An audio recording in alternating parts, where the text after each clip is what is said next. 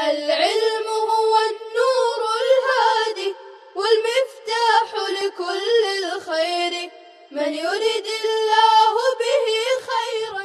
بسم اللہ الرحمن الرحیم. الحمد للہ رب العالمین والصلاة والسلام علی سید الانبیاء والمرسلین وعلی آلہ واصحابہ اجمعین.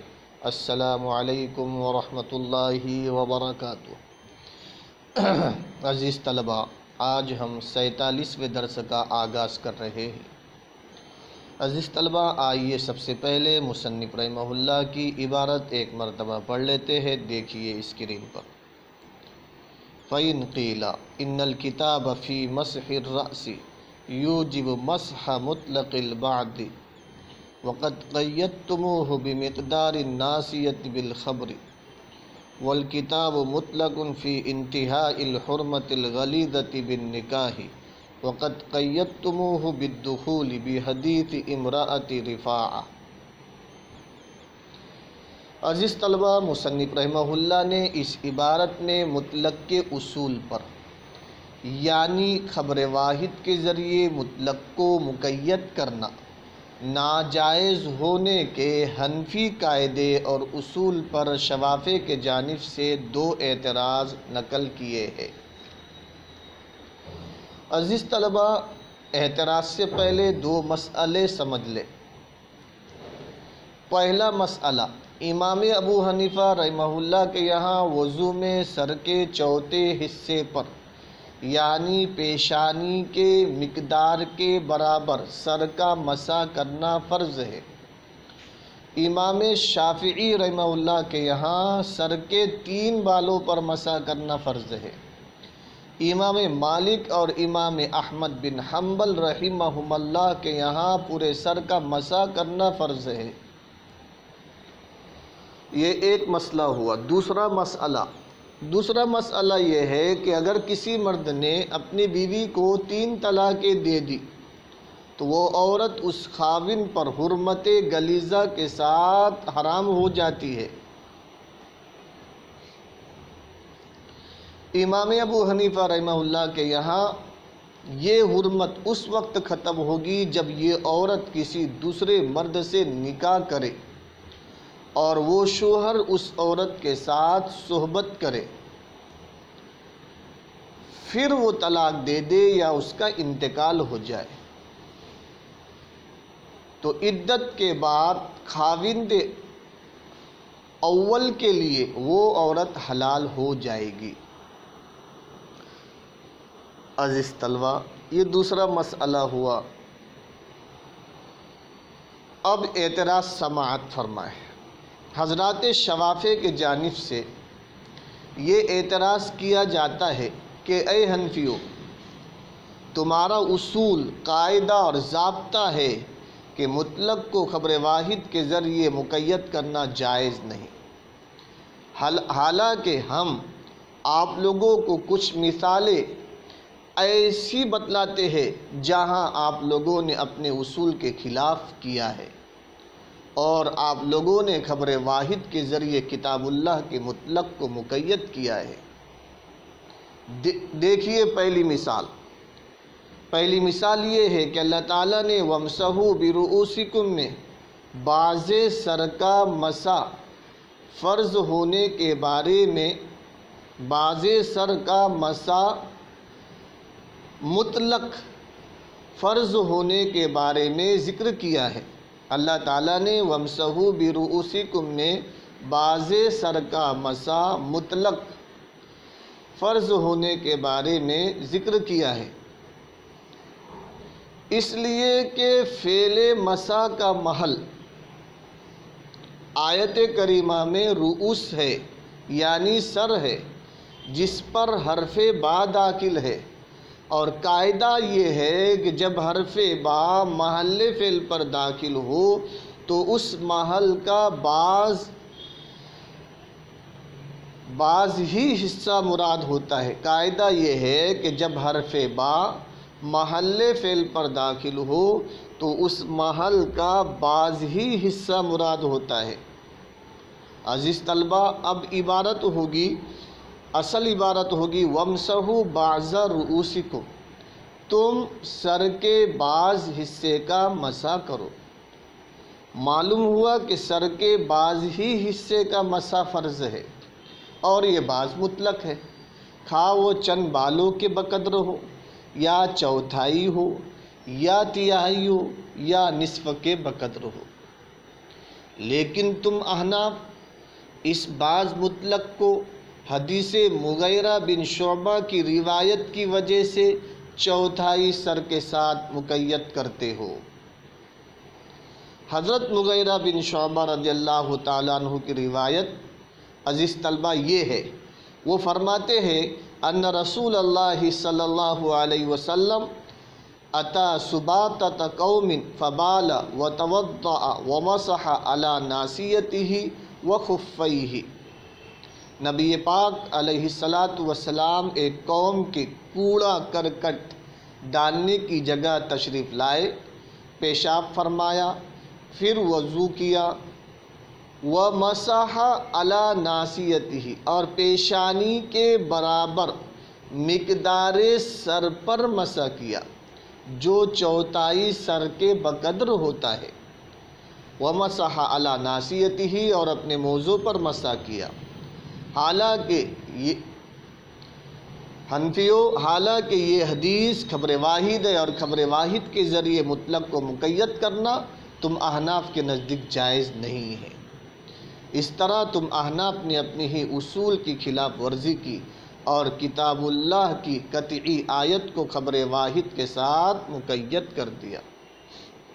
عزیز طلبہ، دوسرا اعتراض یہ ہے، دوسری مثال یہ ہے کہ اللہ تعالیٰ کا ارشاد ہے الطلاق مرتان فامساک بمعروف او تسریح باحسان، یعنی طلاق 2 مرتبہ دینا ہے، جس کے بعد شوہر کو 2 باتوں کا اختیار ہے۔ فامساک بمعروف، یا تو رجعت کر کے قاعدے کے مطابق اس کو رکھ لے، او تسریح باحسان، یا عدت گزرنے دے اور خوش اسلوبی سے اس کو چھوڑ دے۔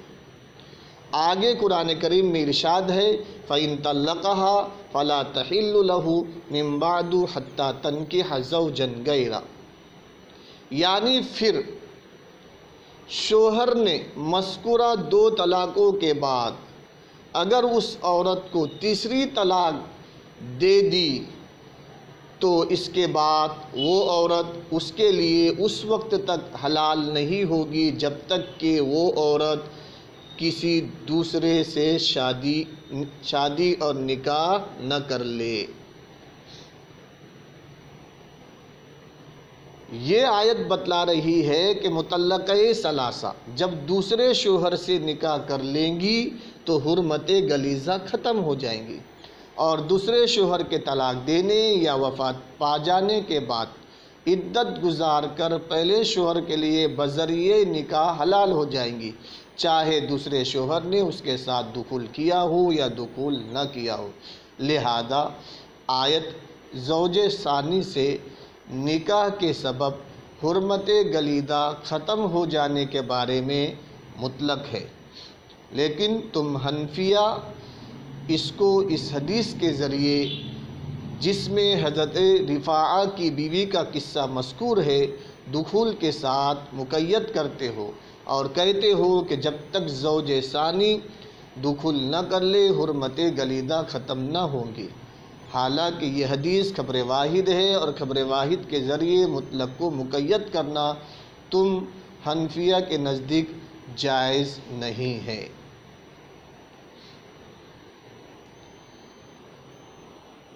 حضرت رفاعہ رضی اللہ تعالی عنہ کی بیوی والی حدیث وہ ہے جو حضرت عائشہ رضی اللہ تعالی عنہا سے مروی ہے۔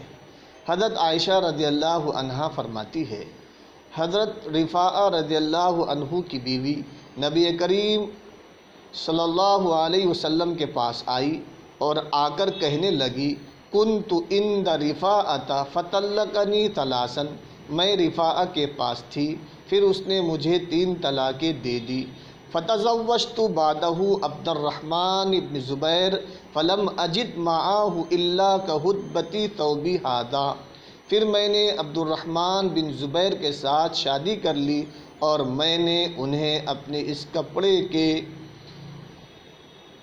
گھیر کی طرح پایا، میں نے انہیں اپنے اس کپڑے کے گھیر کی طرح پایا۔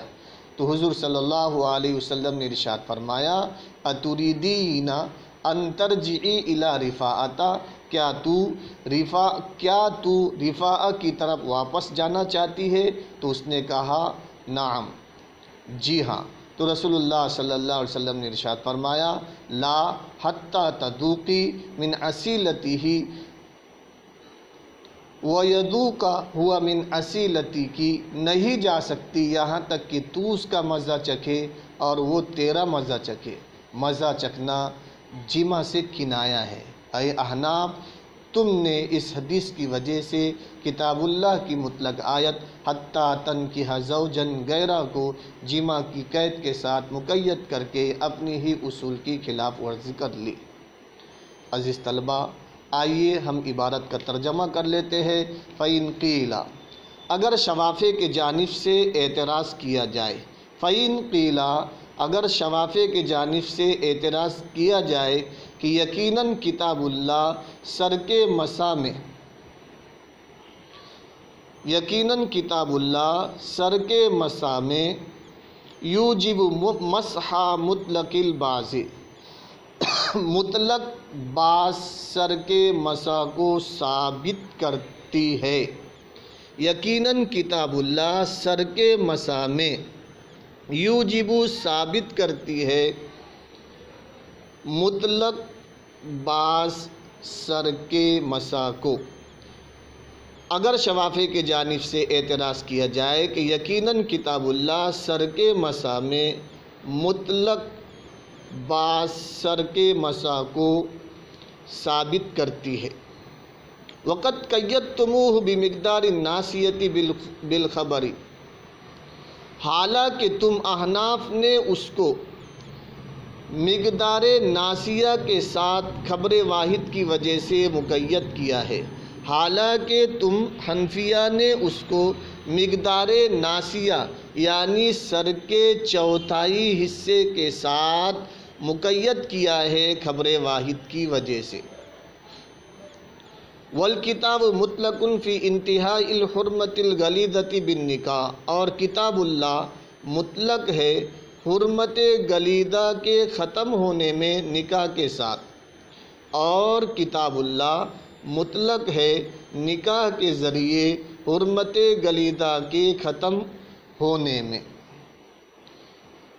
والکتاب مطلق فی انتہاء الحرمت الغلیظۃ بالنکاح، اور کتاب اللہ نکاح کے ذریعے حرمت غلیظہ کے ختم کرنے میں مطلق ہے۔ وقد قیدتموہ بالدخول، حالانکہ تم حنفیوں نے اس کو حدیث امرأۃ رفاعہ کی وجہ سے، حدیث امرأۃ رفاعہ کی وجہ سے دخول کے ساتھ مقید کیا ہے، حالانکہ تم احناف نے اس کو حدیث امرأۃ رفاعہ کی وجہ سے دخول کے ساتھ مقید کیا ہے۔ عزیز طلبہ، امید ہے کہ آپ شوافع کی طرف سے احناف پر کیے جانے والے دو اعتراض کو سمجھ گئے ہوگے اور مصنف رحمہ اللہ کی عبارت کا بھی ترجمہ سمجھ گئے ہوگے۔ والسلام علیکم ورحمۃ اللہ وبرکاتہ۔ السلام عليكم، لا تنسوا الاعجاب بالفيديو والاشتراك في القناة تشجيعا لنا لنستمر بنشر المزيد إن شاء الله.